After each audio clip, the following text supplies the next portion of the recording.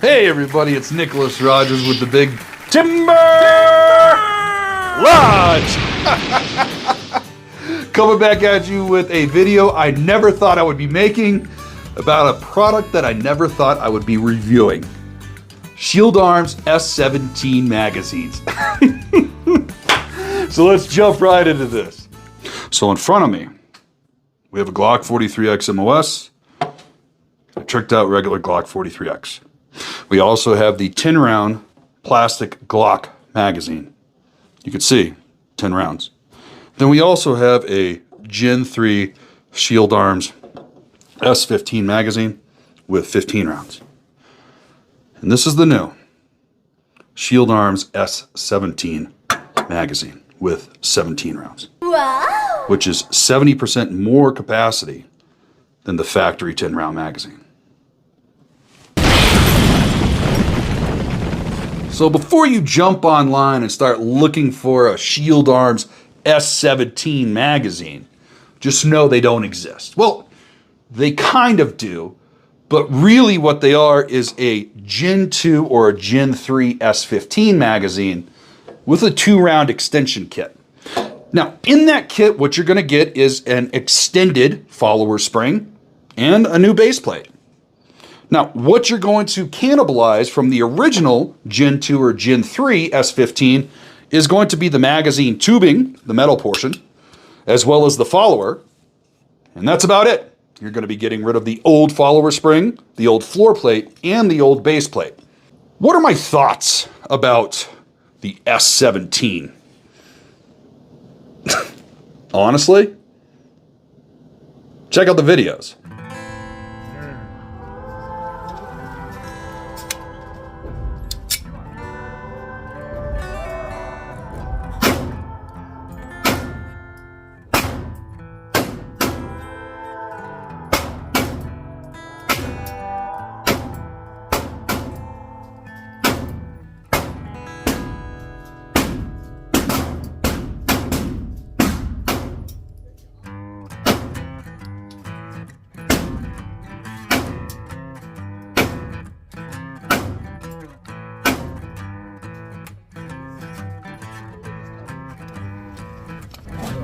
Your grip was looking good.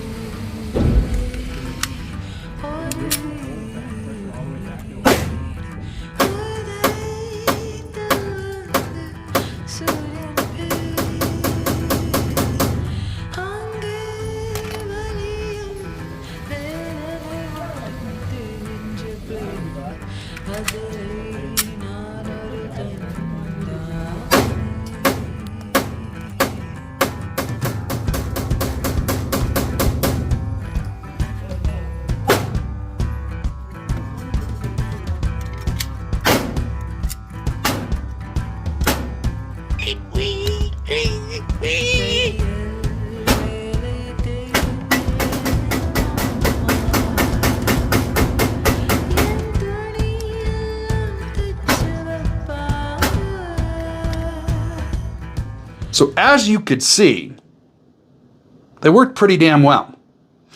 Now, I shot over 300 rounds at the range the other day with my Gen 2 and Gen 3 S17 magazines. Yes, the 2-round extension kit works with both. So my gold base is for my Gen 2. As you can see, there's no dimples on the back of this magazine. And my red base is for my Gen 3.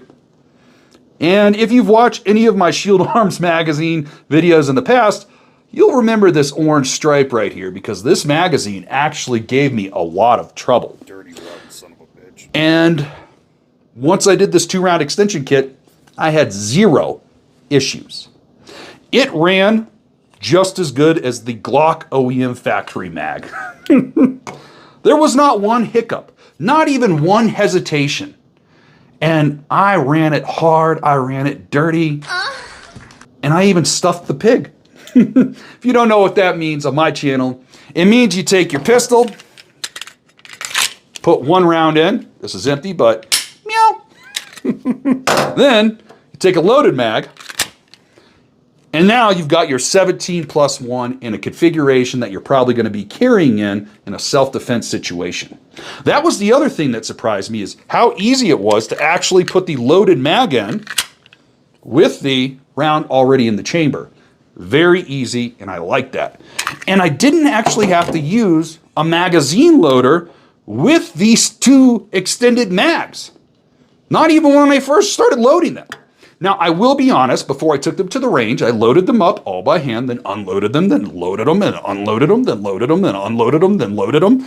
And then I let them sit overnight. And then I took them to the range. I wanted to give them a fair shot with the spring potentially being better broken in than I did when I first reviewed the Gen 3 mags, and it seemed to work perfectly. To the point where I would highly recommend, if you are having issues, let's say with an older Gen 2 or a Gen 3 S15 magazine, and they're just sitting on top of your gun safe, or they are now just range magazines, I would say give these 2-round extensions a try. It brought my S15 back to life.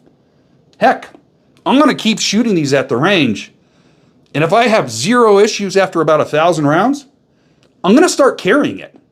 Now, that brings up a potential flaw, not a flaw, but a negative that you get with any sort of magazine that is extended. And that is, when you have a flush fit magazine, it goes into the bottom of your pistol very easy, and it's difficult to get your finger pinched between the base plate on the mag and the mag well. However, when you have an extended magazine, it becomes a lot easier to pinch part of your pinky in between the magazine extension and the mag well. That's not just with this setup, that is with any sort of extended magazine. It happens with my Walther PPS, and it also happens with, what is those Hellcats with the extended mags. But there is a mitigation. And through the mitigation, not only did it stop my hand from being potentially pinched, it actually improved my experience. What am I talking about? Well, I have another Glock 43X here that has a flared magwell. So when I grab onto this pistol with that flared magwell, my pinky is prevented from going anywhere near the opening of the magwell. So when I put this magazine into the firearm, there's no way that my pinky is going to be pinched.